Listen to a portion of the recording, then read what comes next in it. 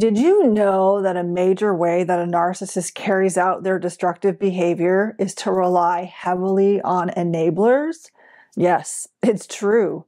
Narcissists are powerless to mete out their abuse without having enablers around to carry it out for them secondhand. In this video, I'm going to be uncovering 8 types of enablers that narcissists depend on so much, and why each of these types enable the narcissist. And there are different motives for each type, by the way.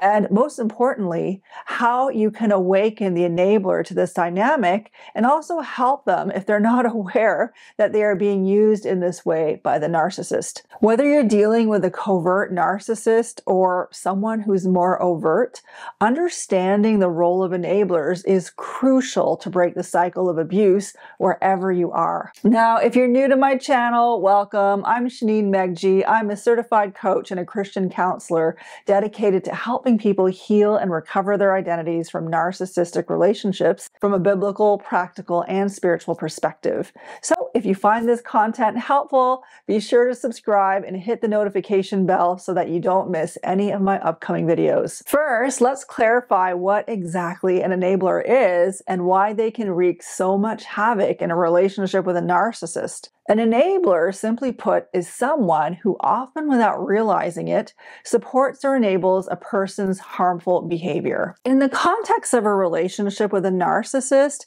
enablers play a huge role in allowing the narcissist to continue their destructive patterns unchecked. They might act out of love, out of fear, out of dependency, or simply a desire to maintain the peace.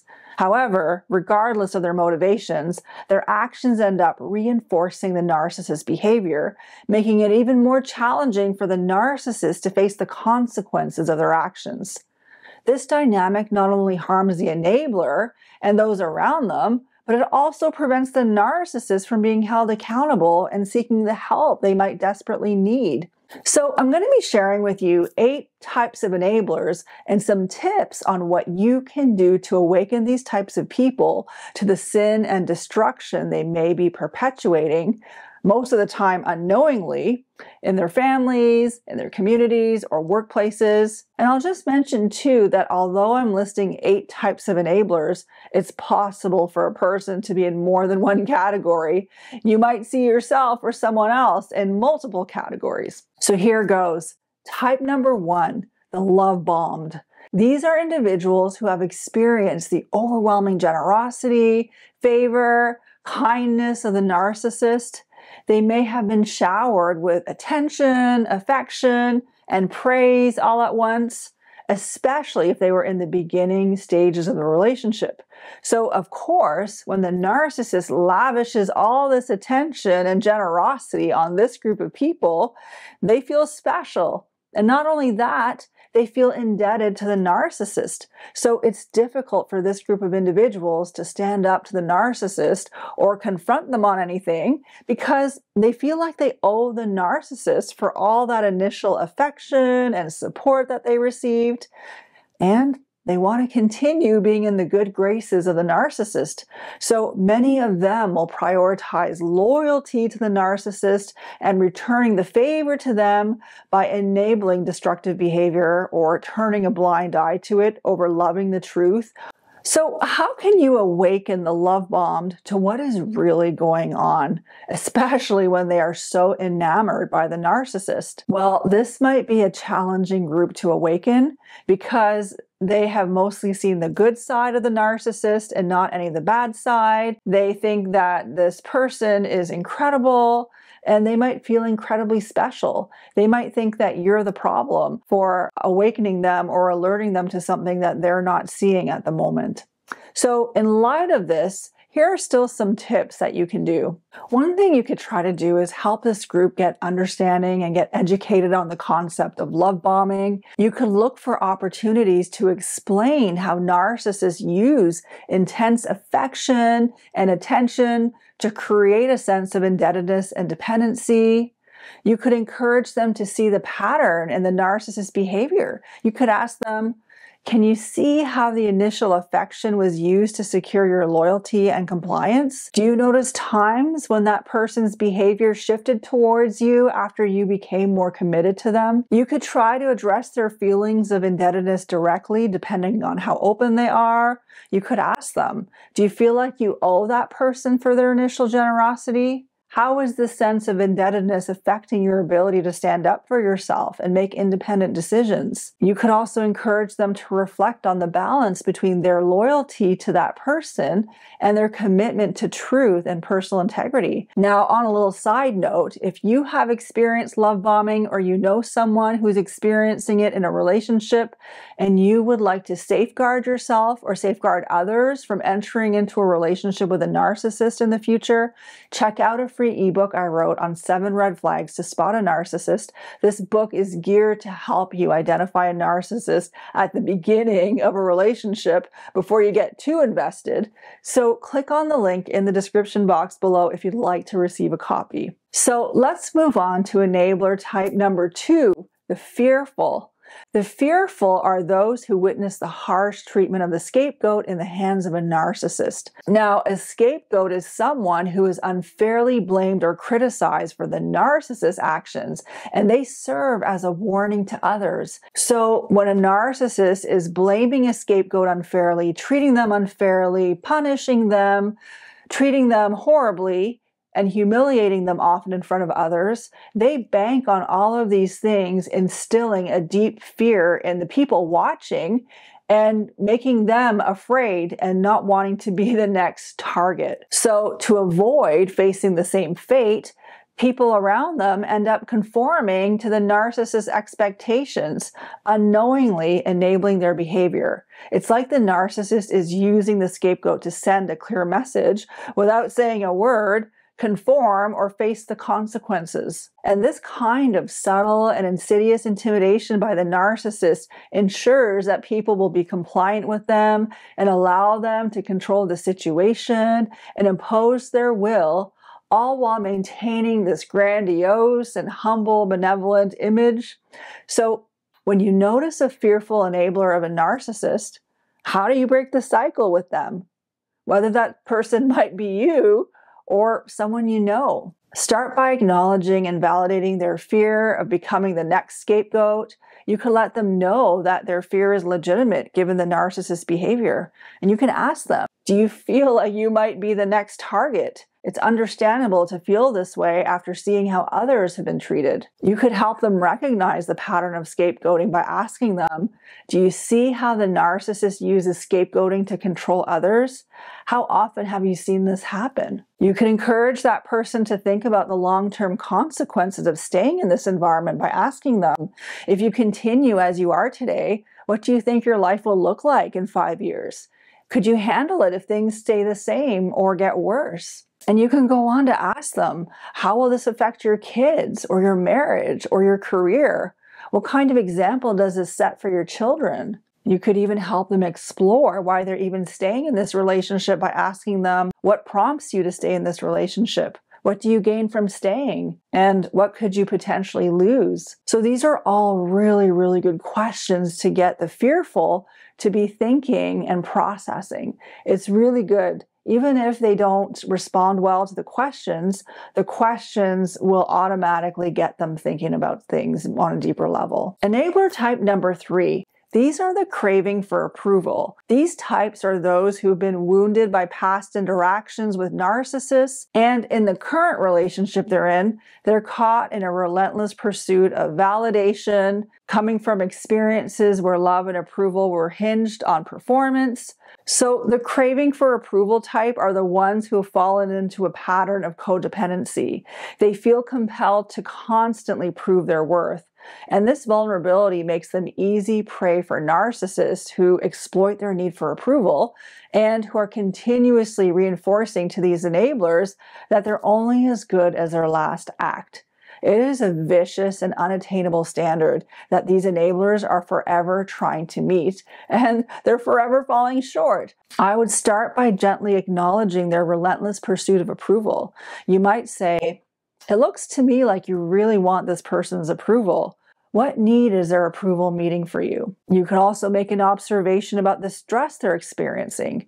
It seems to be devastating and stressful for you when X person doesn't approve of you. Why do you think that is? You may want to help them explore the root cause of their need for approval by asking them, what do you think could possibly be at the root of their needing approval? Is your approval of yourself not enough? And obviously, you want to ask the questions in a gentle way and in a way where this person is willing to hear you, not in a way where you're imposing these questions and they get their backs up. They may be open to you encouraging them to engage in activities and practices that build their self-esteem. You could ask them, what are some things you can do to start approving of yourself more? And you can encourage them that they're worthy and they're valuable just as they are, and they don't need to prove anything to anyone. Enabler type number 4, the peacekeepers. The peacekeepers are those who prioritize harmony and avoid conflict at all costs.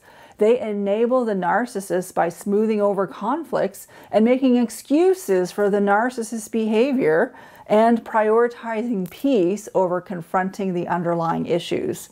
Their desire to maintain a peaceful environment leads to them tolerating and even justifying the narcissist's actions. This desire to maintain a peaceful environment and not confronting the hard issues doesn't bring real peace. It's a counterfeit peace, where people have to walk on eggshells because only the symptoms are being treated and not the real sin. Peacekeepers are a type of enabler who will compromise truth in order to maintain a false peace. So how do you awaken this type of enabler?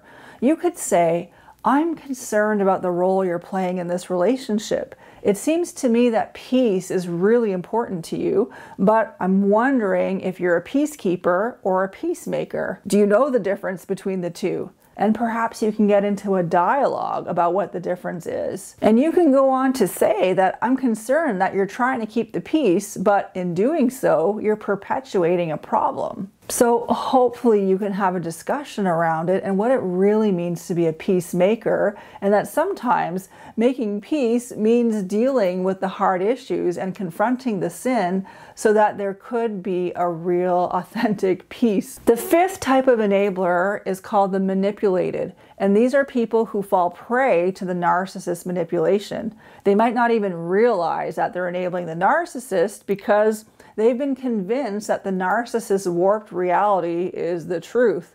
These individuals earnestly support the narcissist. They think that they're defending someone who's been misunderstood or who's been unfairly criticized.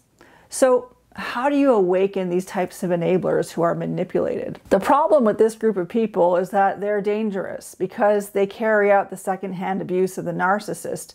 There's not a whole lot you can do for this group of people because they're bent on believing the narcissist version of reality. So these are usually the people you want to stay away from until they realize the truth.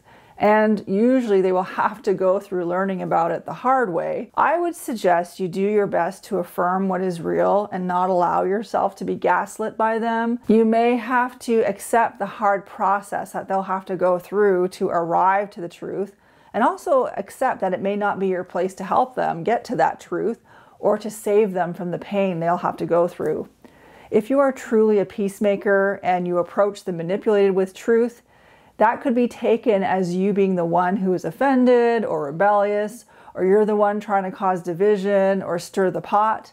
So chances are you will be made to look like the bad guy if you try to confront with the truth.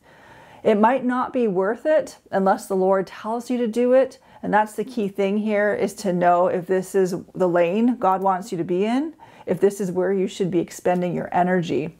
So definitely you want to pray about this because it could come at the cost of your reputation. So you'll need to be in a place where you're okay with what people think about you, because all you care about is what God says about you, what He thinks, and your heart is to please God over pleasing a person. If you do feel that you should confront the issue with the manipulated enabler, you could ask questions like, have you spoken to the other party? Do you know both sides of the story? Is it possible that what you believe isn't true? Are you willing to examine other points of view? There's a proverb which says, the one who states his case first seems right until the other comes and examines him. There's also another proverb that says, he who answers a matter before he hears it, it is a folly and a shame to him. So the Bible is clear that it is wise to listen to all the sides and all the perspectives before making a judgment. And it's also actually foolish and shameful not to. Enabler type number 6, the dependent. These are individuals who rely on the narcissist for their financial, emotional, or social stability. So this creates a power dynamic where they feel compelled to support the narcissist's behavior to maintain their own security. This kind of dynamic is very similar to cult leaders who can turn their staff into yes people by fulfilling their social, financial, and spiritual needs, so they get trapped in the cycle of dependency. So how do you awaken these types of people? You can make an observation and say to them, I'm concerned that you're locked into a relationship with this person because you're dependent on them financially, emotionally, socially. I believe this puts you in a very dangerous position. I really encourage you to start making friendships and finding a community outside of this circle before you find yourself in a position of having nothing at all. You could encourage them to start building up resources and relationships outside, maybe get another job in order to become more independent from the person they're in relationship with. Enabler type number 7, the optimists. These are the ones who always see the glass half full. They believe in the potential for change and growth, even in a relationship with a narcissist. They cling to moments of good behavior as signs of progress. They hope that things will improve over time. Their unwavering optimism and faith in redemption keep them invested in the relationship, keep them giving the narcissist countless chances to change, even in the face of repeated negative patterns. So, how do you awaken the optimist? One of the things you can do is help optimists observe the cycle of behavior in their relationship with the narcissist.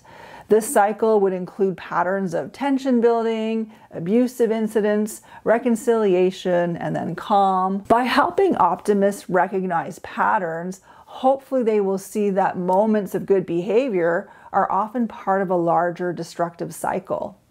You could also explain the concept of future faking, where narcissists make these grand promises about the future to keep the optimist invested, and these promises are rarely fulfilled, but they exploit the optimist's hope for positive change. You can help an optimist person understand that their optimism doesn't have to be abandoned or given up.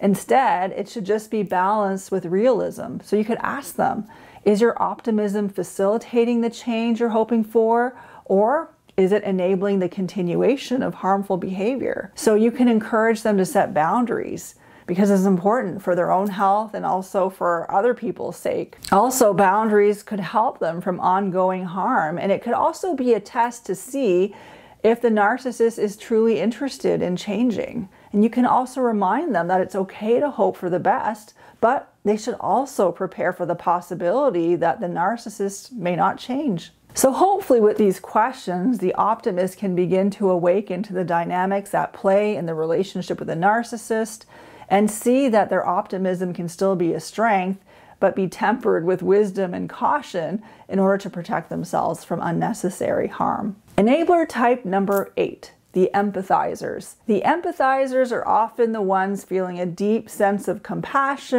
and understanding for the narcissist's behavior, which they might attribute to past trauma or emotional wounds. Their empathy leads them to excuse the narcissist's actions and to prioritize their emotional needs, often at the expense of their own well-being or the well-being of other people. So how do you awaken the empathizers? It's important for empathizers to distinguish between showing empathy and enabling destructive behavior.